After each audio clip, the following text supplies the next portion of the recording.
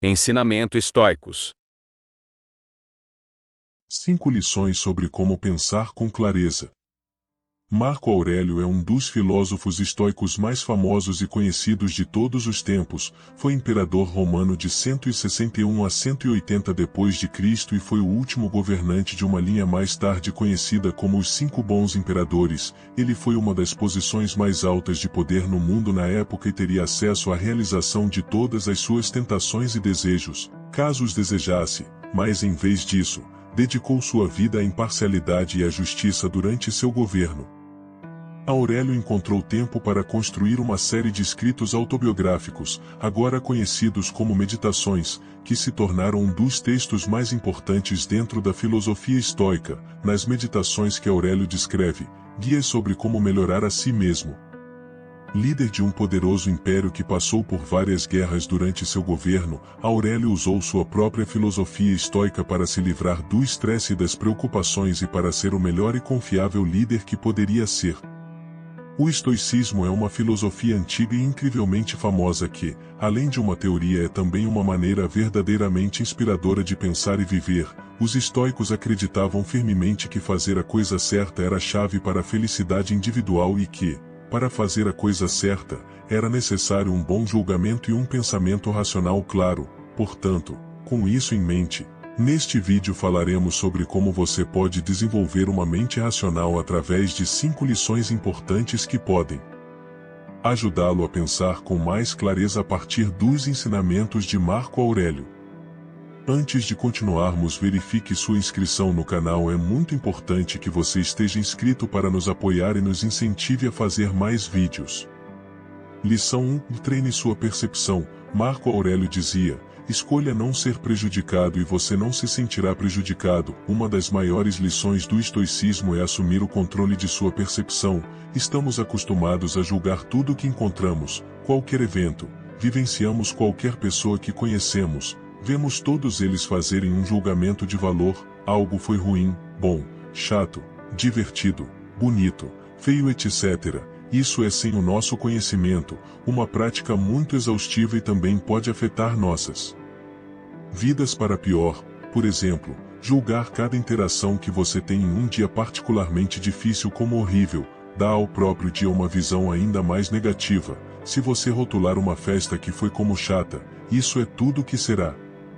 Numa parte chata da sua semana, muitas vezes deixamos que nossos julgamentos iniciais das coisas sejam influenciados por nossas emoções, o que significa que elas provavelmente não são totalmente racionais. Além disso, nossa tendência de julgar cada momento de nossas vidas anda de mãos dadas com a tendência de falar em metáforas e hipérboles, que fazem as coisas parecerem piores. Se você for abandonado por seu parceiro, você pode dizer que seu ex partiu seu coração, em vez do fato fundamental de que ele não sente mais por você. O que costumava fazer, esse modo de falar, ou melhor, esse modo de pensar molda como você sente, que não é o evento real que faz você se sentir mal, mas sim a maneira como você inconscientemente escolhe pensar sobre isso. Os estoicos, por outro lado, incentivam as pessoas a terem cuidado ao julgar tudo o que você encontra, e as coisas que você faz é uma das maneiras.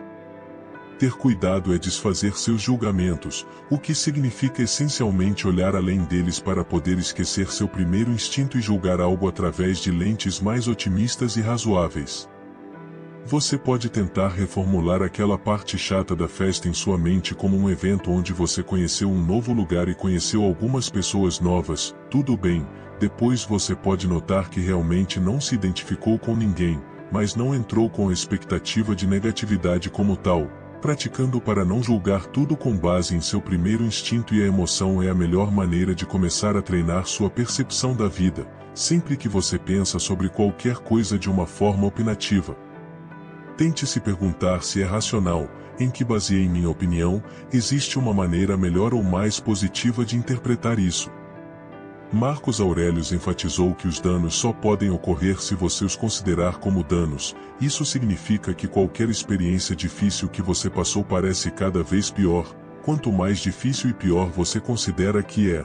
Como tal, você tem controle total sobre o quanto certas situações o afetam. Os estoicos também o incentivam a ver cada coisa ruim que acontece como uma oportunidade ou fonte para o bem, como um exercício, treinando sua perspectiva de maneira estoica. Há um desafio chamado virar o obstáculo de cabeça para baixo. Quando um novo colega de trabalho aprende devagar e seus erros afetam os lucros da empresa, você pode sentir frustração. Esse colega de trabalho é um obstáculo para o que você está tentando alcançar. Eficácia, eficiência e lucro. No entanto, esta situação também pode ser uma oportunidade para o bem, é uma oportunidade para você exercitar e praticar a paciência, para se tornar um professor melhor, aprender como integrar novas pessoas na empresa e como lidar com momentos estressantes. Tudo isso é habilidades que também serão úteis mais tarde e também devem ajudá-lo a aumentar os lucros no longo prazo. Também sobre este assunto, Marco Aurélio disse a famosa frase: "O impedimento para a ação avança a ação, o que está no caminho se torna o caminho." Então, em suma, em vez de julgar tudo que você pareça exagerado, reserve um tempo para olhar as coisas como elas são objetivamente e você poderá descobrir que a vida é mais simples e clara do que você pensava. Cada situação tem uma interpretação mais positiva e outra mais negativa. Quando você ajusta sua mentalidade de acordo com você, descobrirá que nada o incomoda tanto quanto antes e você passará pela vida com muito mais facilidade. 2. Aprenda a controlar suas emoções. Mark Aurelius nos aconselha a parar de permitir que suas emoções se sobreponham ao que sua mente lhe diz. Pare de ser hipócrita e egocêntrico. Agindo irritável fora da emoção é muitas vezes descrito como um forte contraste com agir racionalmente, e isso não é sem razão. Não há nada que obscureça nosso julgamento mais do que nossas próprias emoções. Então, se você quiser pensar com clareza em todos os momentos, uma das habilidades mais importantes a dominar é a capacidade de controlar suas emoções. De acordo com Marcos, ao relutar, a emoção da raiva, em particular, nos faz mais mal do que bem, ao contrário do que muitas pessoas parecem pensar. Ou tentar controlar suas emoções não significa suprimi-las. Quando você sente uma raiva intensa como resultado de uma traição, você não pode controlar essa raiva negando sua existência a si mesmo ou aos outros, ou fingindo que está bem. Ela ainda estará lá, não importa o quão profundamente você a empurre. Em vez disso, controlar emoções como a raiva está de acordo com os estoicos, redirecionando emoções. Então, da próxima vez que você sentir raiva, pergunte-se: o que você pode fazer com essa raiva? Gritar com quem o magoou pode parecer tentador, mas isso ajudará a diminuir sua dor ou a melhorar sua situação. Isso ajudará aquele que o traiu a ser melhor em brevemente. Pense sobre o que você está tentado a fazer e depois pergunte a si mesmo se é útil. Se não, encontre maneiras de expressar suas emoções que sejam úteis. Talvez você possa obter melhores resultados conversando calmamente com quem o machucou, explicando seus sentimentos e tentando ver o lado deles. Você também pode fazer um diário, participar de exercícios físicos, perder-se em um videogame ou qualquer outra coisa que possa ajudá-lo a se livrar da raiva depois. Para outro exemplo, pegue a ansiedade ou o medo. Você não pode simplesmente reprimi-los, mas pode redirecioná-los de deixar a ansiedade paralisar você. Você pode usá-la para se desafiar a tomar aquelas ações que fazem você sentir isso e reconhecer sua existência. Digamos que você esteja com muito medo de pedir um aumento ao seu chefe. Muitas pessoas veem esse medo como um motivo para não fazer algo e eles se deixam parar por suas ansiedades. Outros podem ser capazes de passar por isso e consideram sua ansiedade como algo que está no caminho e precisa ser reprimido e ignorado, mas em vez disso não precisa ser o caso. Seu medo é algo que pode ser expresso de maneira saudável e talvez até acabar sendo útil. Por exemplo, esse medo faz você pensar em tudo o que pode dar errado, o que pode levá-lo a considerar todas as possíveis perguntas que seu chefe pode fazer, todos os contra-argumentos que você pode obter para ser assim. Você pode se preparar para eles e formar um plano para cada cenário possível, mas o mais importante é que o medo fornece uma motivação positiva para seguir em frente, desafiar a si mesmo e crescer como pessoa, para provar a si mesmo que você pode dar o passo não apesar do seu medo, mas em parte por causa dele. E nesse cenário, você pode estar ciente da ansiedade o tempo todo e pensar: como é incrível que estou tentando isso de qualquer maneira. Quando você conseguir redirecionar emoções fortes com facilidade, você será uma pessoa calma. Não importa o que aconteça, e suas emoções nunca diminuirão sua capacidade de pensar racionalmente e tomar decisões inteligentes. Controlar suas emoções é a chave para uma mente mais calma. 3. Exercitar a dicotomia de controle. Nas palavras de Marcos Aurelius, você tem poder sobre sua mente, não eventos externos. Perceba isso e você encontrará força. A dicotomia de controle é a distinção entre o que podemos controlar e o que não podemos. Por exemplo, os problemas climáticos, de trânsito ou o que as pessoas pensam sobre você, estão todos fora do seu controle. Mas como você se veste, a que horas sai e o tipo de pessoas com quem você se cerca é que você pode controlar. Sempre que você enfrentar uma situação que faça você se sentir de uma certa maneira, pergunte a si mesmo: o que posso controlar? Tudo o que você pode controlar é uma razão para agir. O que você não pode controlar, você deve aprender a aceitar e abraçar sem deixar que isso o afete. Aprendendo a distinguir essas duas coisas e agir de acordo, pode limpar sua mente instantaneamente. Uma parte muito importante da dicotomia de controle é amor fati, ou amor traduzido pelo destino.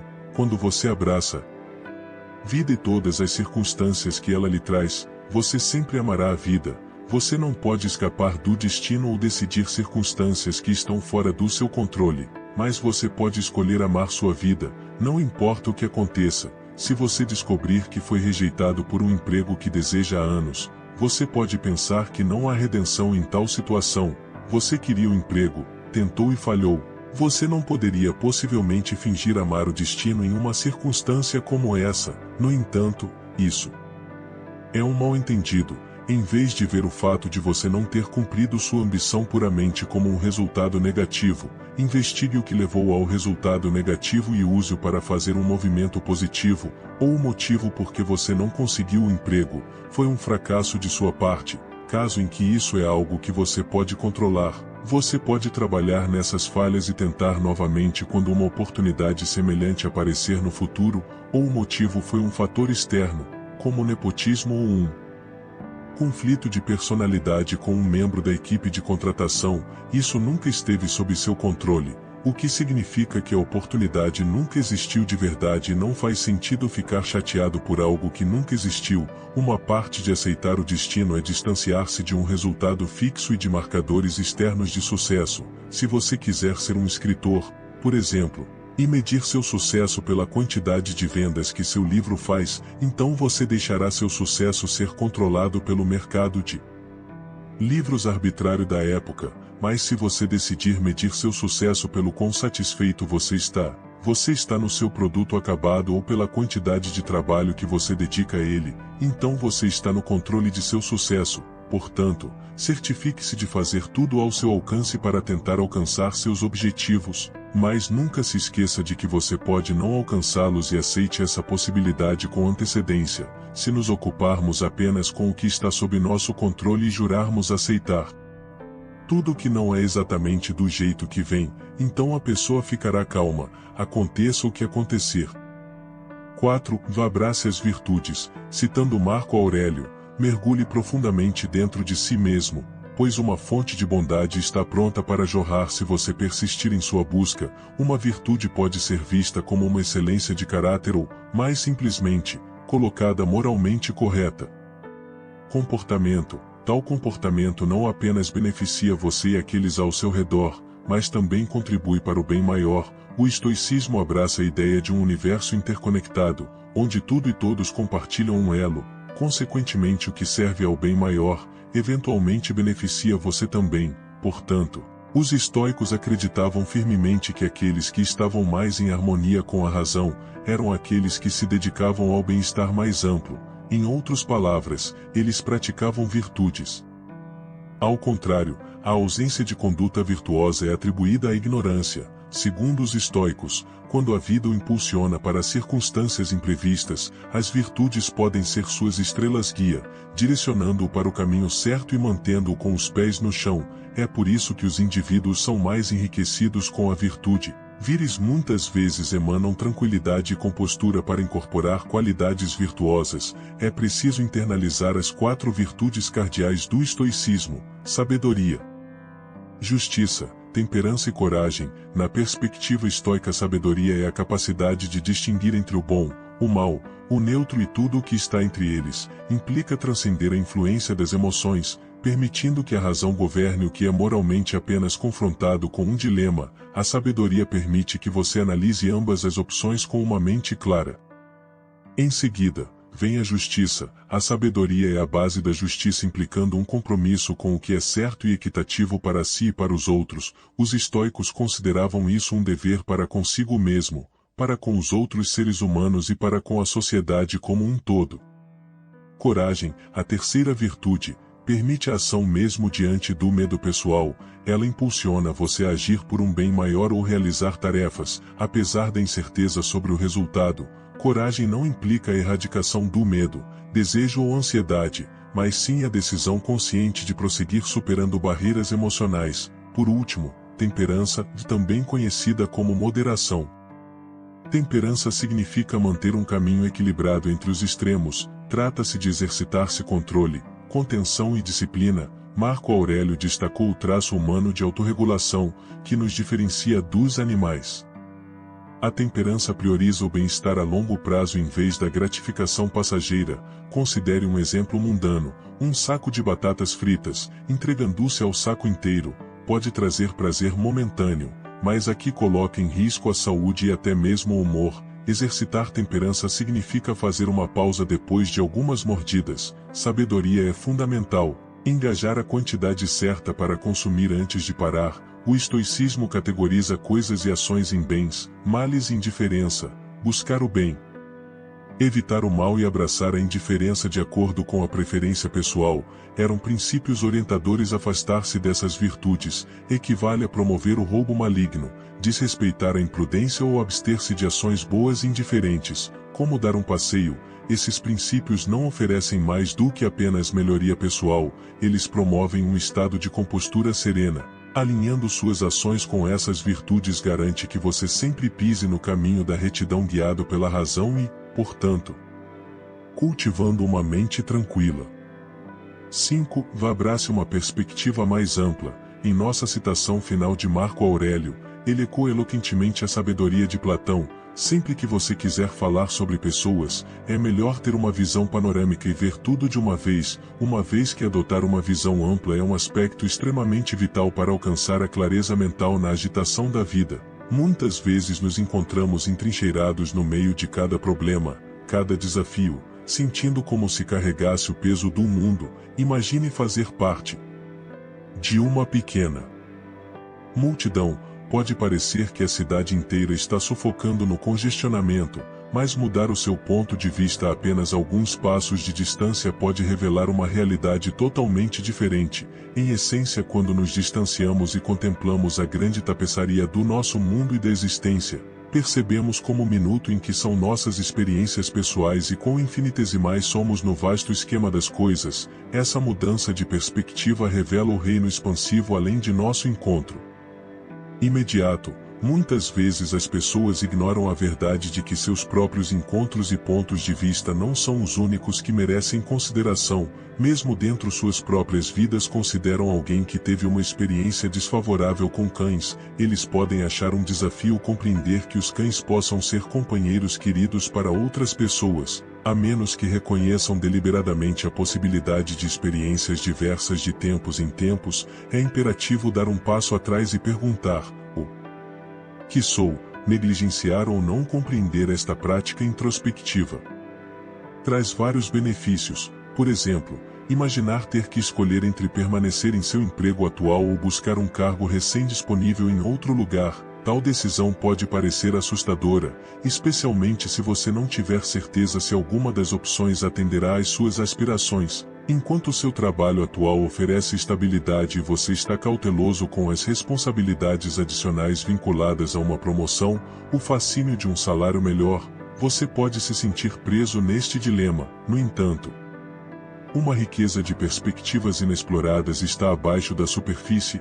Você já pensou em se aventurar em um completamente campo diferente ou explorando um empreendimento paralelo que complemente seu trabalho atual, talvez mergulhando em uma paixão para desviar seu foco de tarefas que você considera menos atraentes? É inteiramente plausível que numerosos caminhos inexplorados na vida estejam escapando à sua consciência. Adoptar uma perspectiva panorâmica em vez de se fixar apenas nas preocupações imediatas, ajuda significativamente na tomada de decisões informadas. Alargar o seu âmbito não só é valioso para determinar prioridades, mas também para moldar as suas opiniões. Para formar um julgamento abrangente, é imperativo considerar todas as facetas e possibilidades dentro de um cenário.